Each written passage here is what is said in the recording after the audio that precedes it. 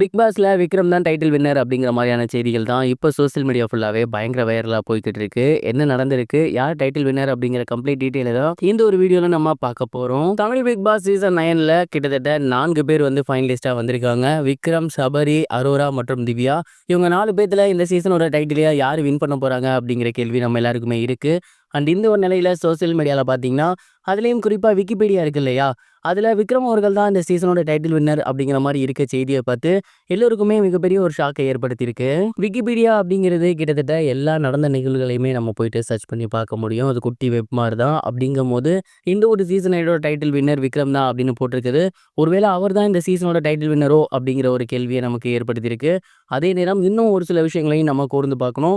Wikipedia அப்படிங்கிறத யார் வேணா போயிட்டு எடிட் பண்ணலாம். ஒருவேளை விக்ரமோட ஃபேன்ஸ் யாராவது விக்ரம் தான் ஜெயிக்கணும் அப்படிங்கிறதுக்காக கூட அவரோட பேரை வந்து அங்கே டைப் பண்ணியிருக்கலாம். ஸோ அந்த மாதிரி தான் இருந்திருக்குமே தவிர இப்போ வரைக்கும் அவர் தான் ஃபர்ஸ்ட் அப்படின்னு அஃபிஷியலாக சொல்லலை. அதுலேயும் குறிப்பாக விக்ரம் அவர்களோட ஓட்டிங் அப்படின்னு பார்க்கும்போது முதல் இடத்துல திவ்யா கணேசன் இருக்காங்க, 2வது இடத்துல சபரி இருக்காங்க, 3வது இடத்துல தான் வந்து விக்ரம் இருக்காரு. ஸோ இந்த வகையில் பார்க்கும்போது கண்டிப்பாக விக்ரம் இந்த சீசனோட டைட்டில் வினரா அப்படின்னா டவுட்டு தான். கண்டிப்பாக சபரி டைட்டில் வினர் ஆகிறதுக்கு கூட அதிக வாய்ப்புகள் இருக்குது. ஆனால் விக்ரம் வருவாரா அப்படிங்கிறது மிகப்பெரிய ஒரு டவுட்டு தான். இப்போது வரைக்கும் 2 பேர் வந்து டாப்பில் இருக்காங்க. ஒன்று வந்து திவ்யா கணேஷ், இன்னொன்று வந்து சபரி. இவங்க 2 பேத்துக்குமே பயங்கரமான போட்டிகள் போய்கிட்டு இருக்கு. அதில் ரொம்ப ஹானஸ்ட்டாக சொல்லணும் அப்படின்னா திவ்யாவுக்கு மிகப்பெரிய ஒரு ஃபேன் ஃபாலோவிங் இருக்காங்க. அவங்க திவ்யா தான் இந்த சீசனோட டைட்டில் வின்னர் ஆகணும் அப்படிங்கிறதுக்காகவே ஓட்டுக்களை மலை போல குவிச்சு வந்துட்டு இருக்காங்க. ஸோ இந்த சீசனோட டைட்டில் வின்னராக கண்டிப்பாக திவ்யா கணேசன் அவர்கள் வரதுக்கு தான் அதிக சான்சஸ் இருக்கு.